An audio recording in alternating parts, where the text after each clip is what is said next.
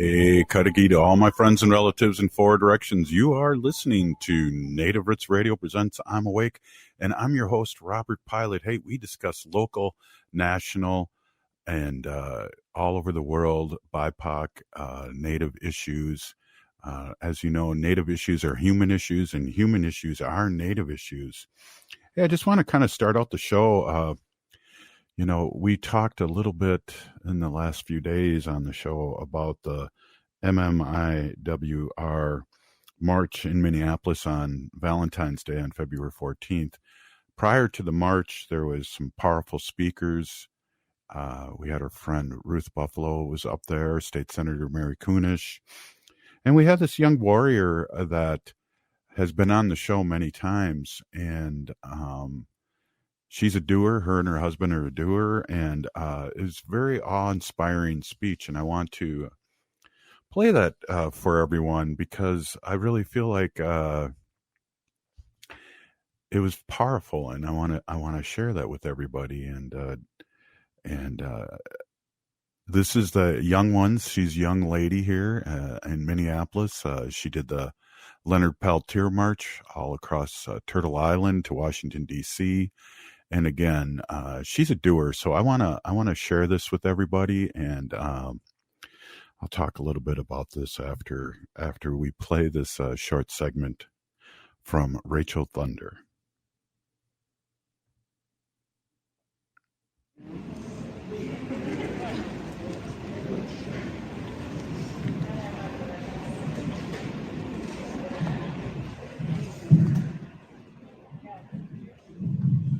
They're smudging her off right now.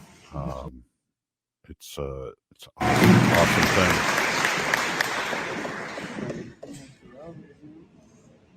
And they're adjusting the microphone.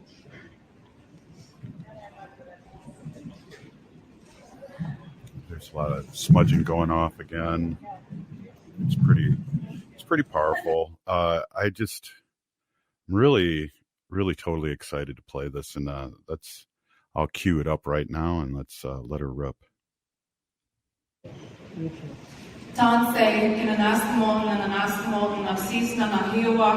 Rachel Thunder. I say hello and thank you to each of you as individuals and to all of you collectively. My name is Rachel Dionne-Thunder. I'm a co-founder and board member of the Indigenous Protector Movement. Come from an AIM family and community member here in South Minneapolis. I wanted to start by saying today that we honor the thousands of missing and murdered Indigenous women, girls, men, boys, and Two-Spirit people, our relatives, including those lost from our own community. Our love and our compassion go to our families, and we stand with you today and all days. Together we call for prayer, healing, and justice for these families and our people in response to this violence. The abuse of our women and our people is well known throughout colonial history. But today is a shift in that history. Yeah. We shift from resilience, perseverance, and survival, and today we shift into our power, our collective power as Indigenous people, as the true and original people of Turtle Island. Today we remember, and today we say no more. Today and every day we fight for the living, we fight for our future generations, for our past generations. We say you are not forgotten, and we say that you are loved. We are at a moment in time that our ancestors have fought for and prayed for and sacrificed for. We are at a moment in time with an opportunity for unstoppable collective power. Today, we recognize and awaken our collective power to fight against this system. We ground ourselves in prayer and in the ceremony of togetherness and of our community. We choose love. We ground ourselves with our mother, with the earth, and hold true power. not the illusion of power that the system of oppression projects. True power of our people, fighting for sobriety, fighting for each other, united and healed. Together we stand in a way that our ancestors prayed for, to demand that the colonial settler violence against our people ends. We stand together as women, mothers, aunties, daughters, fathers, sons, warriors, leaders, elders, and as those that hold positions of influence in this government system, to all stand together to heal and fight from the community level to the federal level, so that they will have no choice but to listen.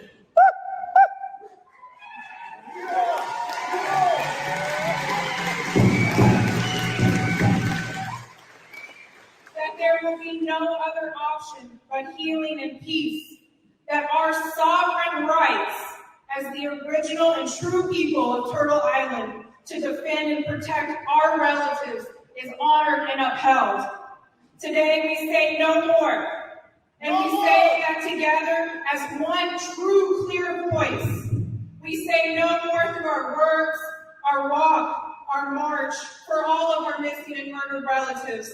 We will be seen, we will be heard, and they will be taken no more. No more!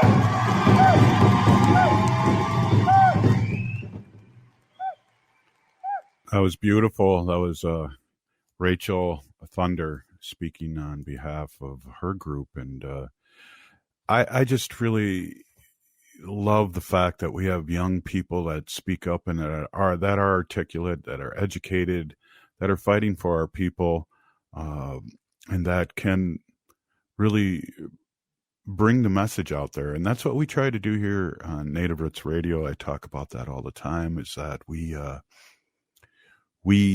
are so pleased to be on the airwaves. We're so pleased to be able to carry our message to our people, to our elders, especially, that we're still here, that we're fighting for things that they fought for many years.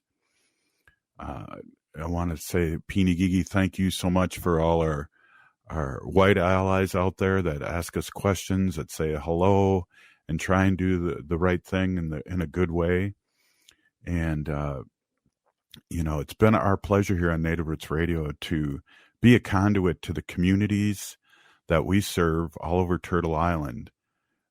We're still here. We are the 7th generation. And when we say that, we think of the generations 7 ahead of us. And again, my theme's been really in the last, what seems like the last few years, is that we all come from tribes. We all have been colonized into thinking that destroying Mother Earth is good for the pocketbook. That's good for money, and we want to save this planet for our next 7 generations. And I know most of you, if not all of you, do too. And so we fight. When we fight where there's a fight, we bring our voice. And Ho-Chunk-La, Ho-Chunk means the people of the sacred voice. And I'm a tribal member, a citizen of Ho-Chunk Nation, and a proud member of this community. And we're still here. We'll always fight for what is right. You're listening to Native Roots Radio presents I'm Awake.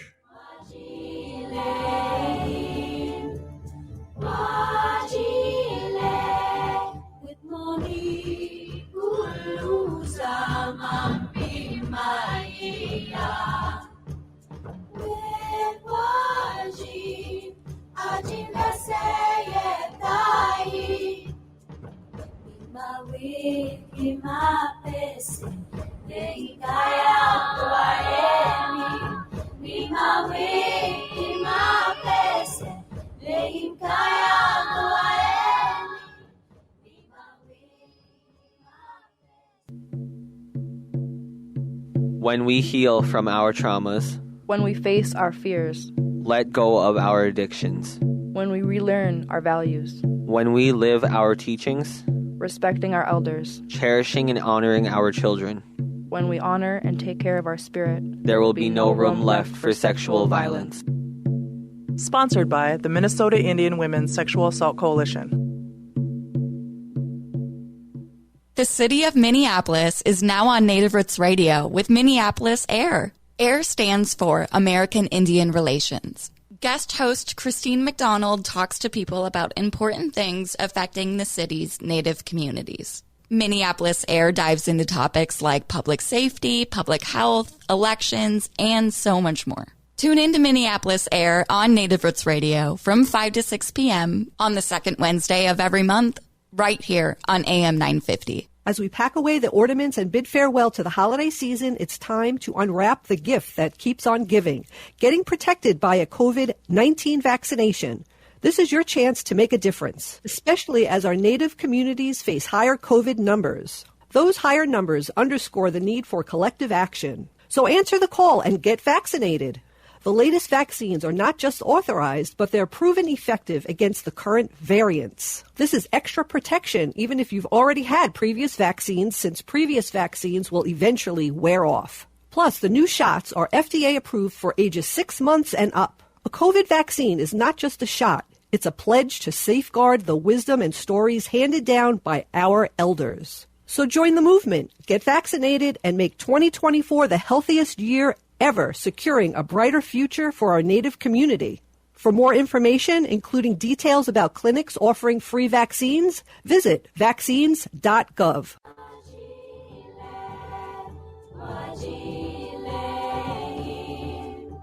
Hey, welcome back to Native Roots Radio presents I'm Awake, and I'm your host, Robert Pilot. This portion of the show is supported by Native American Community Development Institute, or NACD, in Minneapolis. Yeah, serving many people all around Turtle Island. And hey, we have one of the workers on right now, Juleana Enright, and she's an art gallery coordinator. And Haley, I know you were at the opening. I was in New York or Chicago or some big city, so I couldn't make it. But we're excited to catch up with Juleana and see what's happening.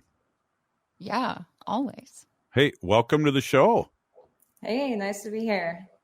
Right on. Hey, can you tell our audience, because we're all over the country here, and where you are and what you do, and talk a little bit about the All My Relations Art Gallery.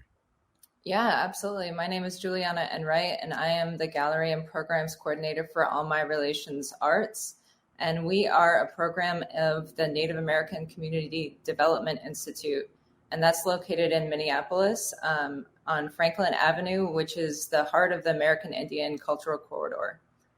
We've been in operation since 1999, and we work towards promoting and creating high caliber exhibitions that focus on contemporary Native American artwork.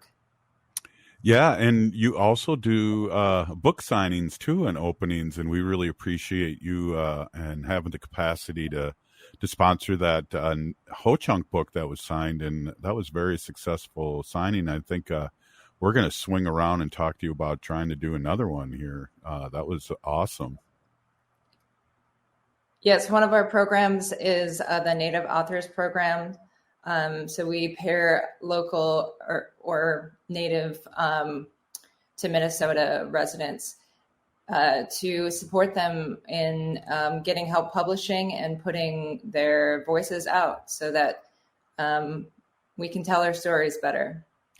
So how did you get started in this? Without saying, what is your background? What is your background? How did you get started in this? I know you're very successful, and we've gone in and seen a lot of your work, and it's always fun for us to talk about and hype it up. But where do you come from in a sense of your skill set and how you've been able to do this for these past few years?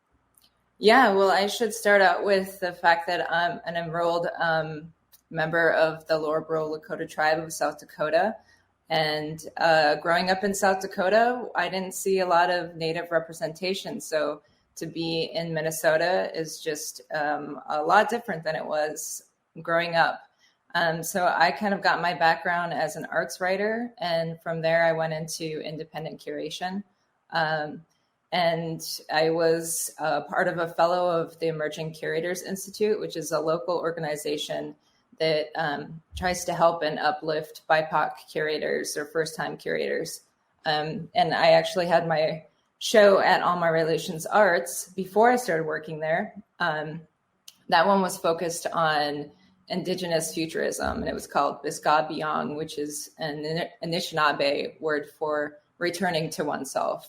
So just a sense of returning to one's culture through reinvestigating their own heritage and traditions and language.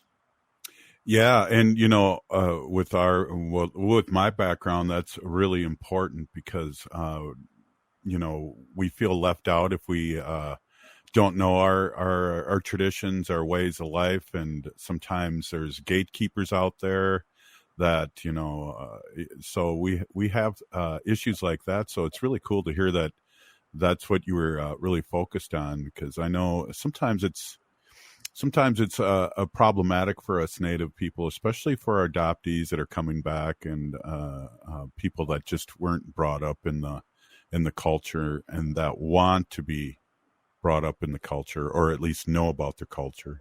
Mm-hmm. Yeah, I think that's a really good point. My grandmother and my mother were both boarding school survivors, and I talk a lot about how there's kind of this jump from intergenerations where assimilation happened for my grandmother's generation to the point where it was safer to kind of more integrate and assimilate. And now my mom's generation is sort of trying to heal from that trauma, and this generation, my generation, and the one below, they have a little bit of a distance from that. So they're able to really try to get to know their culture and speak the language a little easier than past generations have had to. Well, they have the opportunity where a lot of my generation and the generation before didn't, because of boarding schools. Being a former teacher, I'm really excited to see that like Gen Z and your generation are really picked up the ball, and in a good way. There is no gatekeeping. It's all inclusive. It's, we talk about a lot of things, from Two-Spirit to, people that are single parents and on our show, and we're all coming in the circle. And I feel like Gen Z doesn't care who you are, it's just your heart. Yeah, that's a great point. Right on. So I was looking at your Facebook, and before we get really talking about the gallery here, did you used to be a DJ too? Oh, I still am a DJ. Come on, talk to me. What's up? Tell me what's up. Well, I think that one of the reasons I started getting into it is, my mom was a great lover of music, is a great lover of music, was in South Dakota, would drive out to listen to AM broadcasts to get to know all the weird underground bands and write them down and go to record stores. So I grew up listening to Motown and some classic rock from my dad's side. And, I didn't see a lot of female or femme DJs out there. So I kind of just wanted to do it myself. And it's a great way to connect with people, and music is also a healing power. So yeah, it's a fun little hobby that I have that sometimes makes me money. Right on. Well, you have to let Haley and I know, because I know my jam is the 70s. I was a child of the 60s and a teen of the 70s, and I still have my XM radio on the 70s. Oh, wow. Cool. So let's talk a little bit before we end this segment. Let's talk about what's in the gallery right now. I know, again, Haley was at the opening, and it's always electric for us to come through there. We walk through the coffee shop. If you're getting a coffee shop at the coffee shop, and then you go through the doors and you just bam, it's like another world.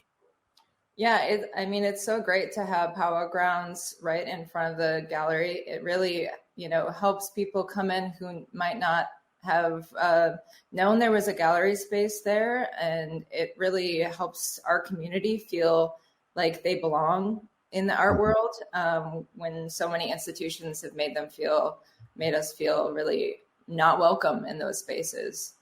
So right now we have a partner exhibition with the American Swedish Institute in response to their traveling exhibition, Arctic Highways, Unbound Indigenous People.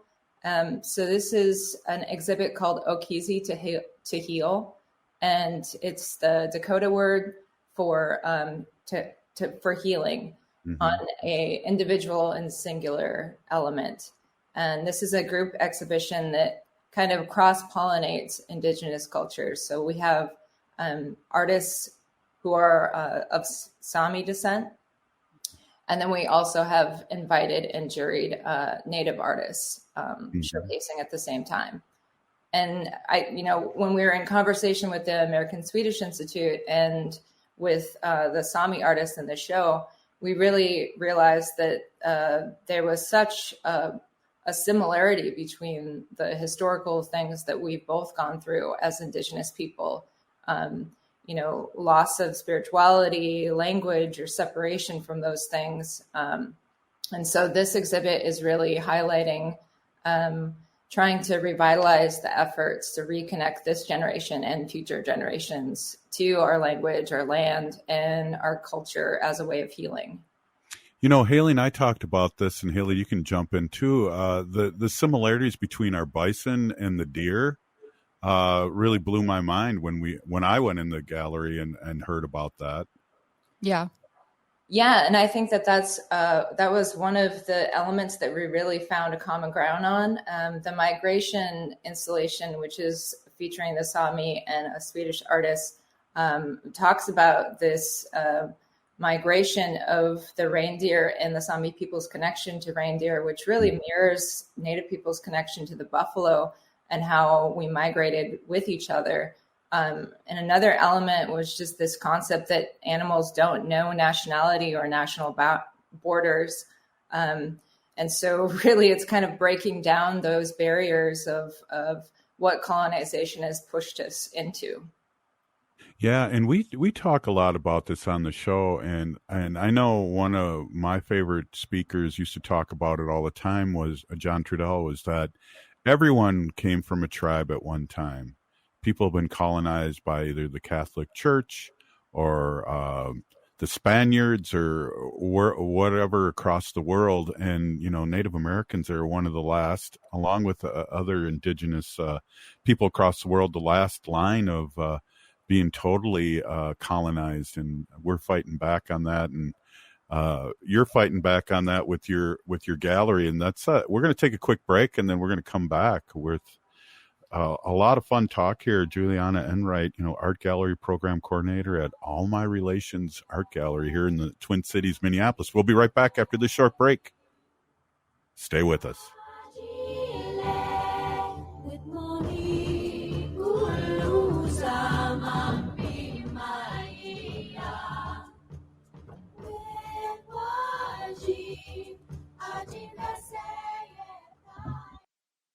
Minnesota has the only original wolf population in the continental United States. And 80% of Minnesotans believe the wolf should be protected. Howling for Wolves is asking Minnesotans to respect our true wildlife manager, the wolf. Their survival is critical to our ecosystems, our communities, and even our economy. As highly intelligent animals with strong social bonds, Minnesota wolves deserve to be protected and admired. Learn more at howlingforwolves.org. Let's live and let howl.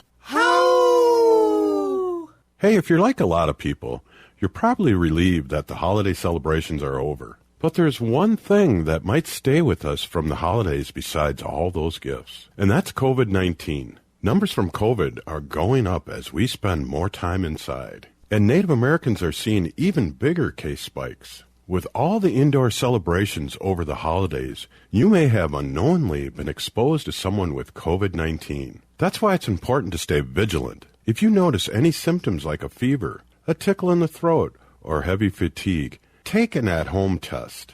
They're still free and can be ordered at sayyeshometest.org. If you do test positive, you're eligible for free treatment, and no health insurance is required. Visit health.state.mn.us to connect with providers and receive your treatment.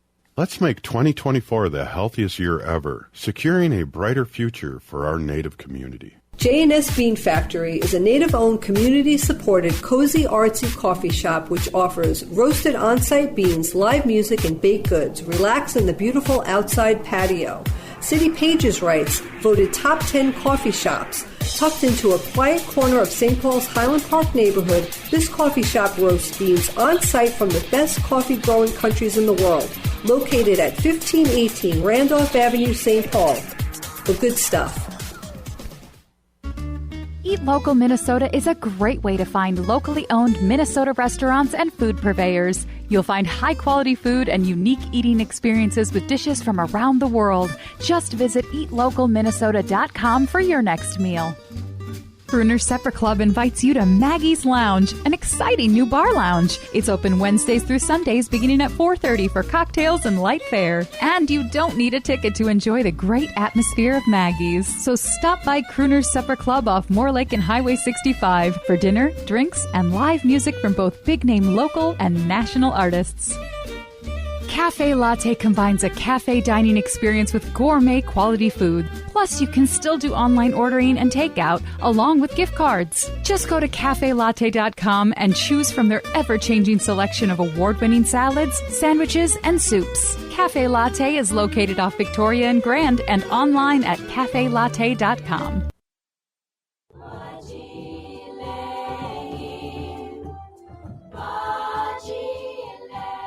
Hey, welcome back to Native Roots Radio Presents I'm Awake, and I'm your host, Robert Pilot. This portion of the show is supported by the Minnesota Indian Women's Sexual Assault Coalition. Great partners over the years, and it's ironic, and we'll get talk a little bit about this maybe a little later in the show or in the segment about the march yesterday. But hey, we're here with Juleana Enright, and she's art gallery and program coordinator at All My Relations Art Gallery in Minneapolis in the Native American corridor right on Franklin Avenue. And we're excited to have you on, and we've threatened to have you on many times, and we got you on here, so we're excited. We're not going to let you go, but talk a little bit about this. We were talking a little bit about the exhibition or exhibit in the last segment. Let everyone know what the hours are and where we can go see this. Yeah, so our gallery hours are Tuesday through Friday from 10 to 5 and Saturday from noon to 3, right at East Franklin Avenue, 1414, right in the American Indian Cultural Corridor. Yeah, and something, I wanted to highlight about this show is I mentioned before that Okizi is the Dakota word for healing oneself. And so the focus of this exhibit is really about how individual healing can work towards the greater collective healing for Native people. And so all the works of the show are a visual representation that highlight the artist's individual journey of healing through art and culture. And this exhibition features artists that represent 13 different tribal affiliations along with the Sami. And they all incorporate elements of their own traditional heritage of art forms into their contemporary pieces. So we have just a lot of different mediums. We have screen prints, relief prints, mixed media. There's blown glass, digital collage, beadwork. It's just a really great mix of artists. Is that tree trunk blown glass? That's That's one of my favorite pieces, actually. That's artist Abby Sunday, and she has done a glass sculpture of sugar bushing. Yeah. And it's a really interesting piece because we have a lot of pieces that talk about boarding school on opposite sides of it. And the sugar bushing is just such a healing cultural activity that we do of maple tapping. And around the sculpture, there's tiny little maple glasses that kind of look like communion glasses. So yeah. I feel like it's an indigenous take on healing from that Catholic kind of element of boarding schools. Wow, I'm glad you said that because that's kind of the vibe I got too. And I have a heart of an artist, so I try to interpret things, but it always isn't always the right way. But that's cool that you said that. The silk screening, the reindeer, which I didn't know there was reindeers because I thought they flew with Santa Claus and one was named Rudolph. But that was stunning to see. And again, we have our friend Josie who has some nice beadwork up there that really comes from her background. And it's I just want to ask you before we get deep into maybe what your one of your most, I don't know, favorites, or I want to ask you, do people come out of there just going, oh my gosh, wow, I'm just transfixed? I know there's just a spiritual awakening of sorts that comes out of there in that room, and especially how you guys transform that from one exhibit to another is pretty amazing. Yeah, I mean, what I find really interesting is that it seems like the community really tells us after each exhibit that this one was better than the last, or this one, wow, I can't believe it looks so different in here. I think one of the elements that we always try to incorporate with our exhibits is having, some medicines out, so that, people can really engage with the work, but also feel really, really held and really protected while they might be experiencing something that could be traumatic, or some of the pieces are really heavy, but they're native truth telling, and they need to be seen. They need to be shown. Yeah, I really like that, native truth telling. Were you the coordinator when COVID was happening? I was just getting onboarded. It was quite a fun ordeal to get onboarded via Zoom for a new place. Well, not only that, but do you remember there was food brought there for people? It was really the gallery and the coffee shop became again a central part of the community, feeding people, getting supplies out, especially when COVID first hit and there was no vaccines, and George Floyd's murder, and there was all these things that were happening around the gallery and powwow grounds, and I just want to say I'll never forget that. Yeah, and I think that's NACD's ethos is just to be to respond to what the community needs at that time, and I think that's what people stepped up to do. It became a place where people could get home goods and other materials that they needed. We had aim protectors all around the gallery, so it was really a safe space during that time. Yeah, what a time to join the NADT, huh? that had to have been like, wow. Because we forget about that. We talk about COVID in the beginning of COVID a lot here. Because we have like Dr. Stately on Mondays, and I have a short memory of, taking my clothes off at the door and not knowing if it spreads things, and before the vaccines. And again, Native American Community Development Institute in Minneapolis really stood up and helped the community. And I just want to give you a shout out on that, because that's how important you are to the community. And one of the things too, these exhibits are always free. That's huge too. Anyone can come in and sample. I guess they can't sample the syrup because it's not real, but sample the art. Yeah, it's coagulated by this point, so I don't know if it would be great to sample. But yeah, that's also, something that I'm really proud that we can offer to the community. All of our workshops, our panels, our exhibits are always free of admission. So it's really just a great opportunity for someone to dip their hands into creating new pieces, or trying to make their own art, or just sitting and, listening to a great panel discussion like you were mentioning about the Ho Chunk book reading. That was such a well-attended event, and people are still talking about it. And that's something that we're happy to partner with and bring that to the community. Yeah, it was a great partnership, by the way, too, and we really appreciate it. And the thing, I guess, Haley, you have a question. We were kind of talking in the break time. You have a great question Why don't you take the reins right here real quick? Oh, well, thank you. Yeah, great to see you again, Juleana. Thanks for being on today. Every time I come to NACD, I see all of the posters from past exhibits at All My Relations, and I just really wish I could attend them all. They look so beautiful. What is, a past exhibit that kind of has stuck with you throughout the years? Yeah, and it's so hard to narrow it down to just one because, every single one of them has a personal meaning and influence to me. And the artists that we meet are just so, those relationships don't end at the exhibition. We really try to help to make those things reciprocal and long lasting. But something that has really been sticking in my mind since the MMIWR March yesterday was our exhibit from 2022, which was Nuji Mo, She Heals. And that was a group show curated by Hillary Kepenick.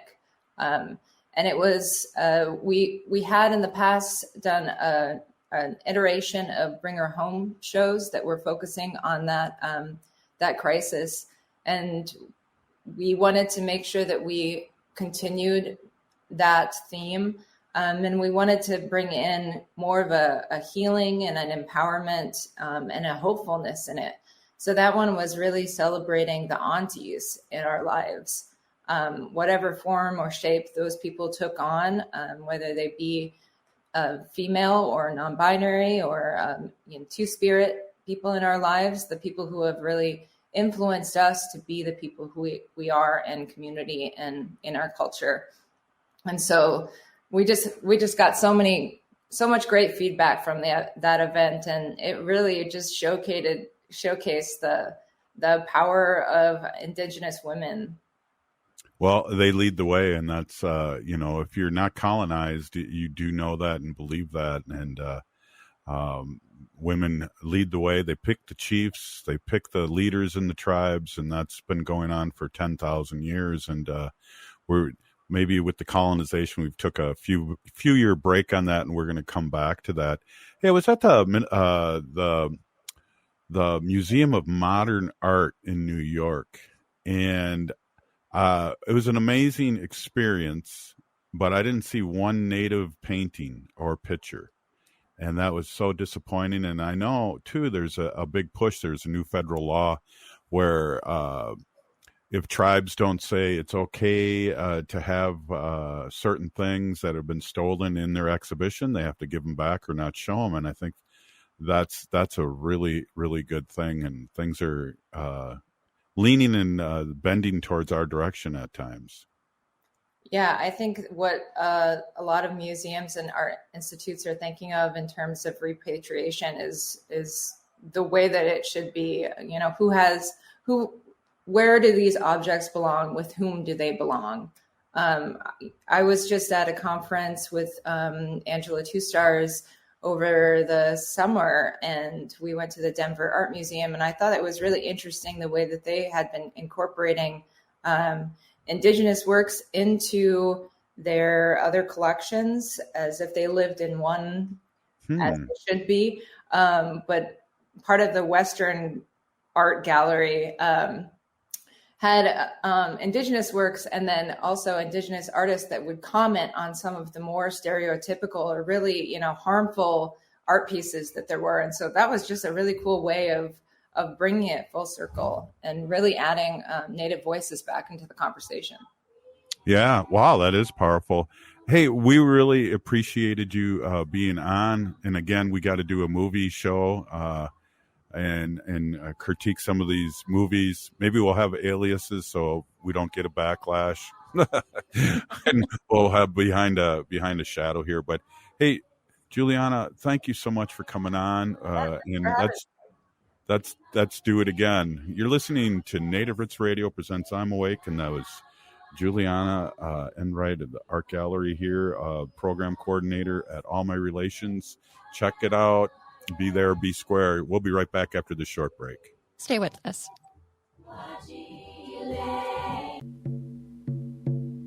When we heal from our traumas, When we face our fears, let go of our addictions, when we relearn our values, when we live our teachings, respecting our elders. cherishing and honoring our children.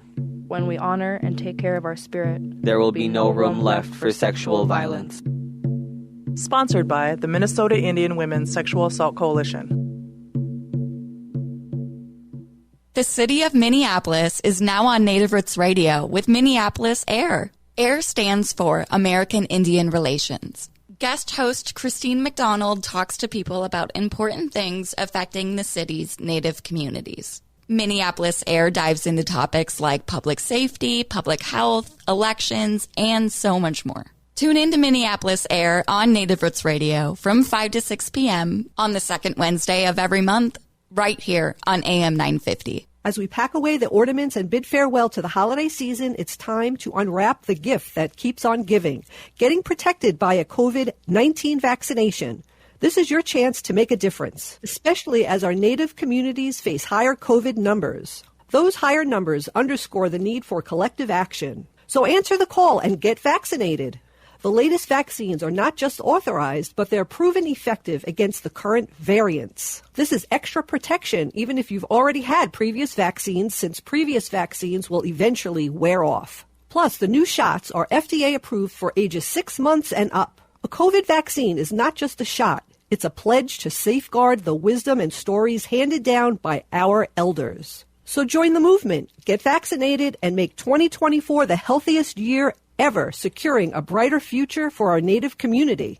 For more information, including details about clinics offering free vaccines, visit vaccines.gov.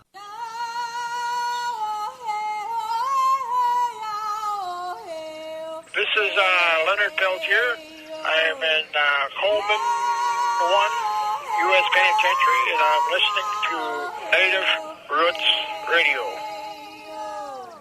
And we're back to Native Roots Radio presents I'm Awake, and this is Robert Pilot.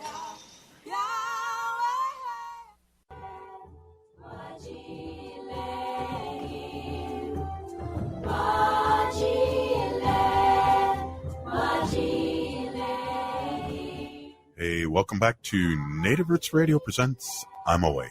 This portion of the show is supported by Howling for Wolves, protecting wolves for future generations.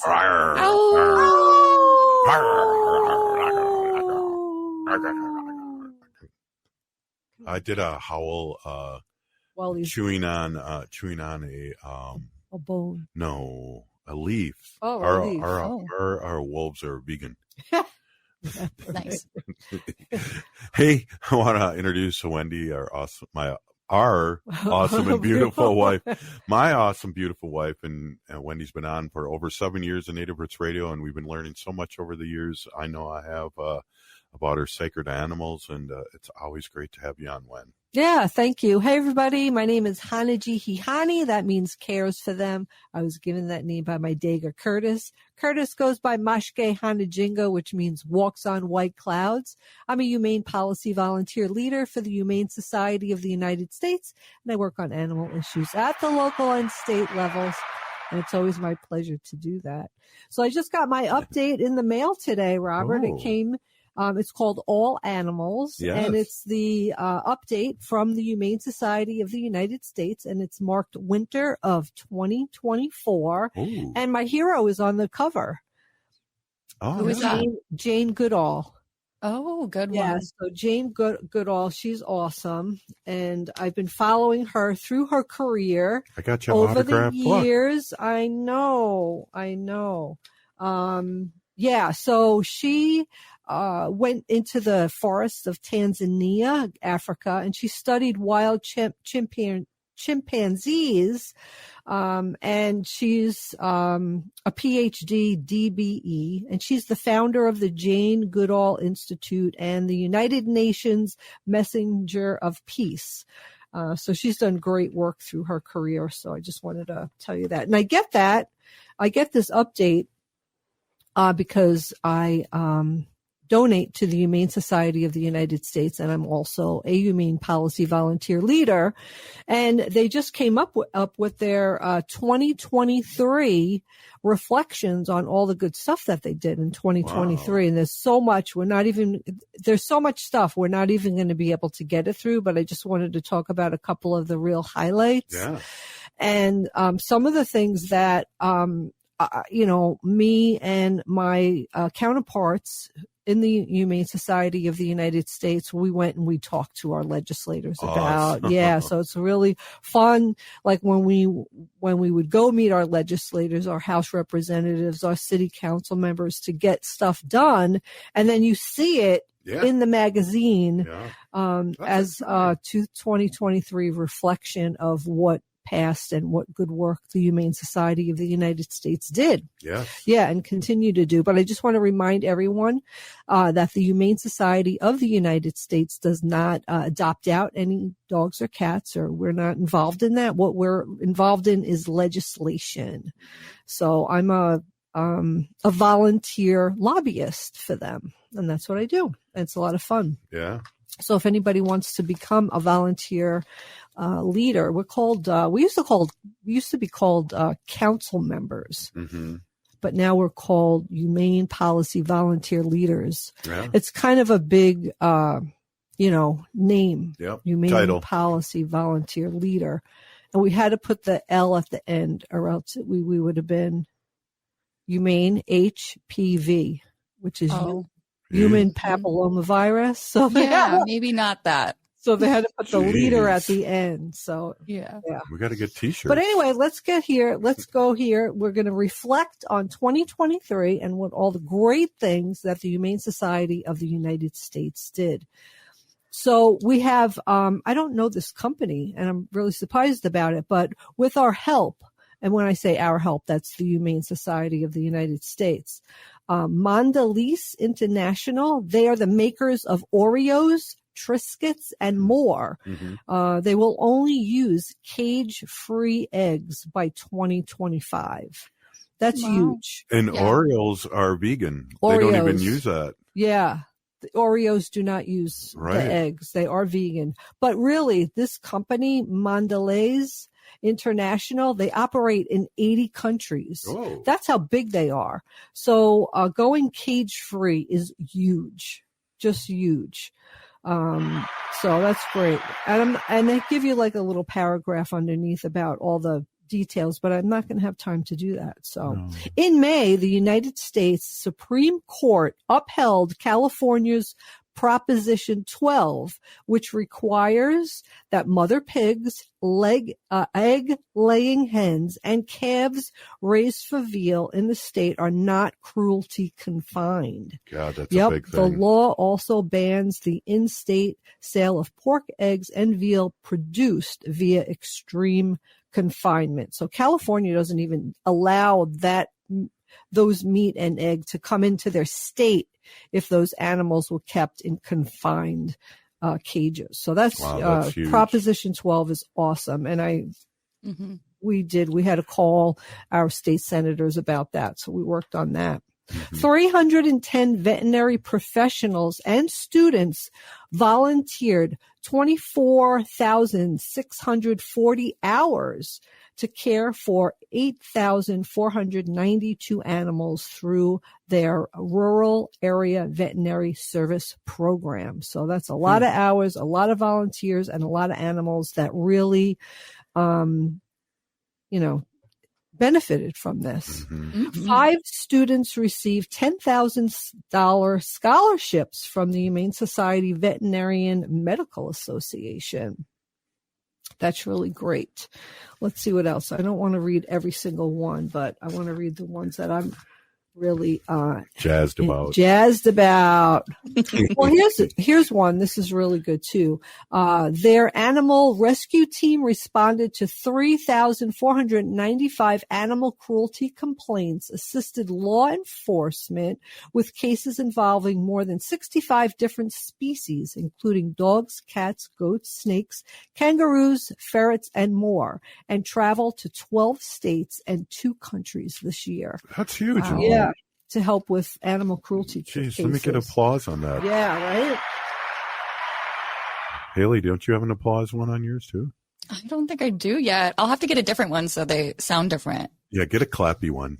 Okay. A lot of people don't know, but the dog meat trade in Korea is still around. Yeah. But 198 dogs were rescued from Korea meat farms this year alone by the Humane Society International. Jeez. Yeah, those are they I'd go like over more all of about them. that. Yeah. A decade-long fight in the United States to end the private possession of big cats at the federal level ended when the Big Cat Public Safety Act went into effect in June. We went and talked also about that one. Do you remember that? God, I remember you and I driving to one of those damn places. Yep. Up northern Minnesota, Yes. not even that far away. Yep, where people kept those big cats. I know. Yeah. Mm-hmm. Outdoors, Mm-hmm. take a picture with them. Yep. Let me make money off these poor Exactly. things. And the animal goes back in the cage with no enrichment, sits there all day until the next person comes and takes a picture with them. Or this is just people who get these big cats and keep them in their house as like a pet. And then, mauled. then they get too big and they can't mauled. handle it. And then the animal, eats them. Exactly. But usually people don't even realize what kind of food and nutrition these animals need. And most of them are really sick when they're rescued because they haven't gotten the correct nutrients and stuff. Yeah. Jeez. 1 minute. Yeah. Okay. What else do we have here? California became the first state to end the sale of new animal fur products when its ban went into effect in January.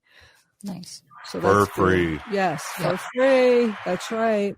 12 of the 50 top food service companies in the United States have set public plant-based menu and meat reduction goals after working with the Humane Society of the United States. So more plant-based foods are out there and going around, and it's better for people, better for the planet, better for the economy, better for the earth. Right on. Hey, Wendy Pinagigi, thank you so much for your report, and maybe we'll get deeper into that next week. Yeah, I got lots more here. Hey, this has been Native Roots Radio presents I'm Awake. We're still here. We are the seventh generation. Free Leonard Peltier.